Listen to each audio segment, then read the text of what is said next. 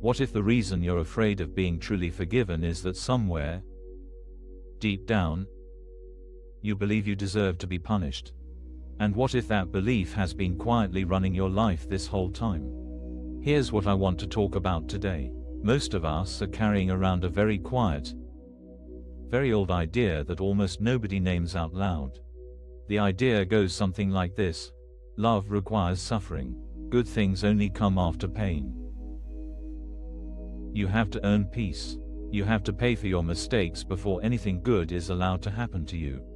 And this belief isn't just spiritually off, it's psychologically backwards.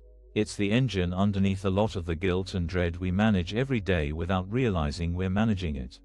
When we stop confusing punishment with love, something really fundamental shifts in how we see ourselves and the people around us. So let me start with a picture. Imagine your mind as a courtroom that's been in session your entire life. There's always a case being argued, against you, against someone else, against the universe for how things turned out. The judge is stern. The evidence is mostly old, and the verdict, no matter how the case goes, is almost always some version of not quite good enough. You've been the defendant for so long you don't even remember when the trial started. You just know that you're always, somehow, preparing your defense.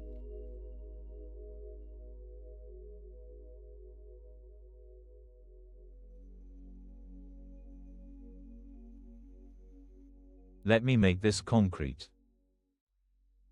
You send an email at work. Something about it doesn't land right. Maybe the tone, maybe the timing. And your manager replies with one flat sentence: "Let's talk." That's it. 3 words. No context. No emoji. And in the next 3 hours, what happens? You replay every mistake you've made in the past 6 months. You rehearse your defense. You construct counter-arguments. You imagine the worst version of the meeting and then a slightly less bad one. You feel that familiar weight in your chest, the one that says, "I knew this was coming. I knew I couldn't keep getting away with it." Getting away with what? Exactly. You don't even know.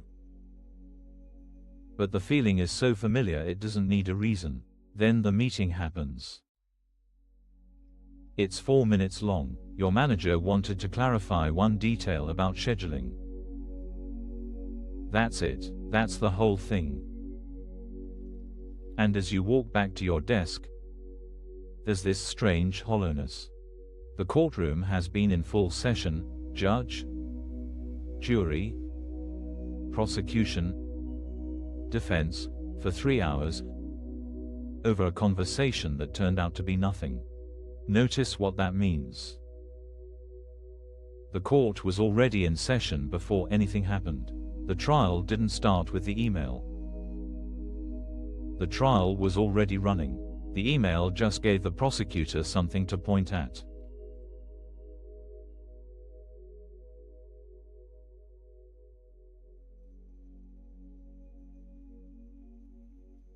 So where does this come from? Why is there always a case being argued against you, even when nothing has actually gone wrong? Here's the belief I want to name. Because once you see it, you can't quite unsee it. Most of us have absorbed, from somewhere very early, the idea that love and suffering are connected. That to be loved, someone has to hurt. That goodness has to be paid for. That if something nice happens, a bill is coming. We don't say it like that. We never say it like that. But it shapes how we move through the day. It's why we flinch when things go well. It's why we brace after good news. It's why we feel guilty resting. It's why some part of us is always waiting for the other shoe to drop. Because in our internal economy, peace was never free. Peace was something you earned by suffering enough first. And if that's the law the courtroom is operating under, of course there's always a case being argued. Of course the verdict is always not quite good enough. The whole legal system was built on the assumption that you owe something. The trial isn't really about what you did. The trial is about a debt that was assumed before you even walked in.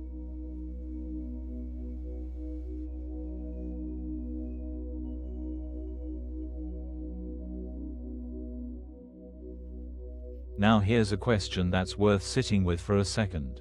We tend to think of guilt as a sign that we take things seriously, that we have a conscience, that we care. We almost wear it like proof that we're a good person. Look how hard I am on myself. That must mean I'm thoughtful. But what if guilt isn't seriousness? What if it's just a habit, a reflex the courtroom keeps running because it's the only mode it knows? Because notice, the guilt doesn't actually make you better at your job, or kinder to the people you love, or more present in your life. It mostly just makes you tired. It makes you brace. It makes you walk into a 4-minute clarifying meeting carrying 3 hours of imaginary punishment. The guilt isn't taking you seriously. The guilt is taking you out of the room.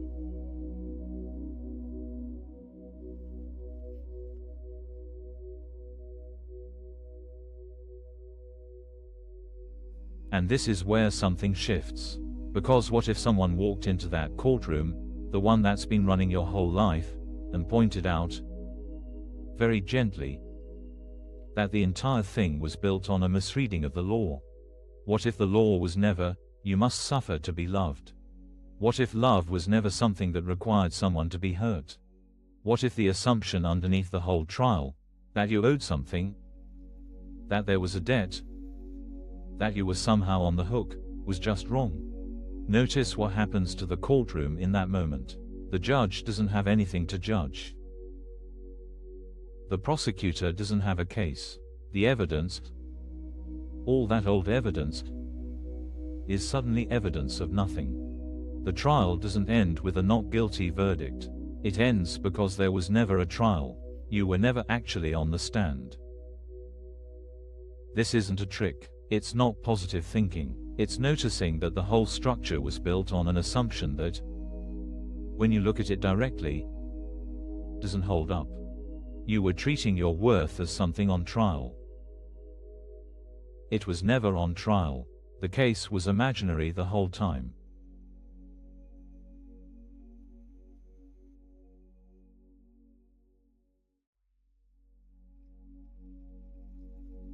So what does this actually look like? Not as an idea, but as a Tuesday afternoon. It looks like the email comes in. Let's talk. And you notice the old reflex, the chest tightening, the rehearsal of defenses, the courtroom rustling its papers and clearing its throat. And instead of joining the trial, you just notice it. You let it stay quiet. You go into the meeting without the 3 hours of pre-punishment. It looks like making a mistake and being able to actually look at it, repair it, and move on, without carrying it like a permanent mark on your record. Because there is no record. There was never a record. It looks like other people, too. Because here's the thing, if your courtroom has been in session against you, it's also been in session against everyone around you. Same judge. Same standard. The moment the trial against yourself ends, you stop running trials against other people. You stop assuming there's a debt they owe you. You start seeing them the way you can finally see yourself. Not as defendants, just as people.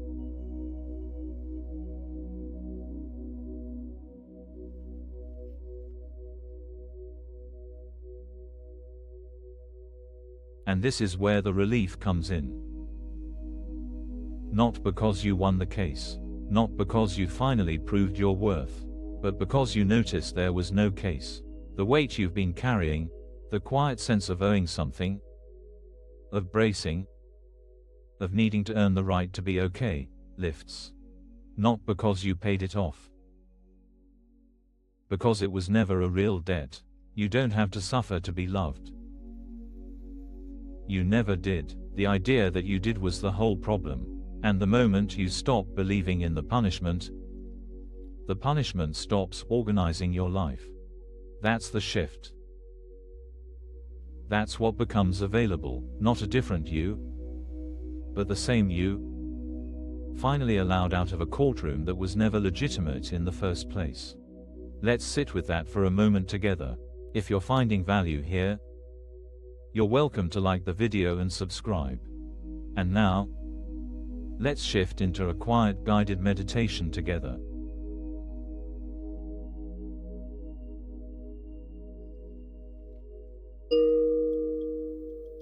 Let's take a few minutes together. Find a position where your body can soften. You don't have to sit in any particular way. Just let your weight be held by whatever is underneath you. Let your shoulders drop. Let your jaw unclench. Notice your breath without trying to change it. It's already happening. It's been happening this whole time. Now, gently, bring to mind the sense of bracing you've been carrying. That low background tension. The waiting for something to go wrong. The quiet preparation of a defense you didn't know you were rehearsing. You don't have to fix it. Just notice it's there, and as you notice it, see if you can feel where it lives in your body. Maybe the chest. Maybe the stomach. Maybe behind the eyes. Wherever it is, just let your attention rest there. Softly, without agenda. Now, picture the courtroom for a moment. Not to argue, not to defend yourself.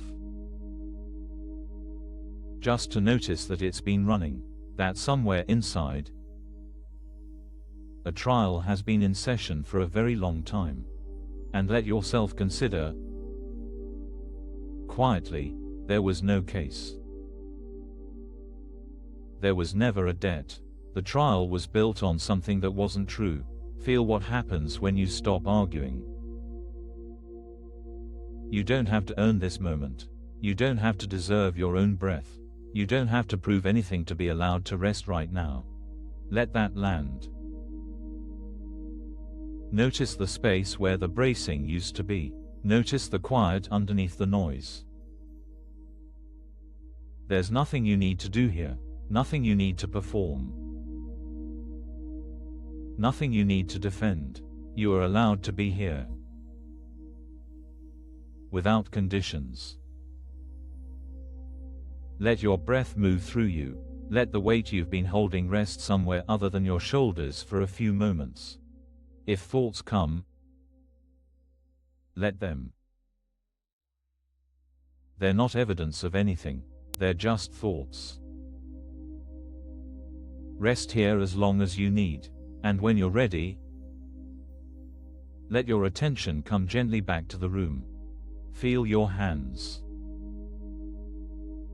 Feel the surface beneath you. Notice the light wherever you are. You can carry this quiet with you. It doesn't have to stay on the cushion. It can come with you into the next email, the next conversation, the next ordinary moment of your day. Take one more slow breath. And gently, in your own time, open your eyes. Thank you for being here and practicing together. If you'd like, you can find a free digital ACIM resource in the description. And if you want to mark the moment, a simple comment such as, "I am grateful," is welcome. Thank you for spending this time here. If something landed today, let it stay with you gently. You don't have to do anything with it. Just notice, as you move through the rest of your day, how often the courtroom tries to reconvene, and how quietly it can be allowed to close. Be kind to yourself this week. I'll see you soon.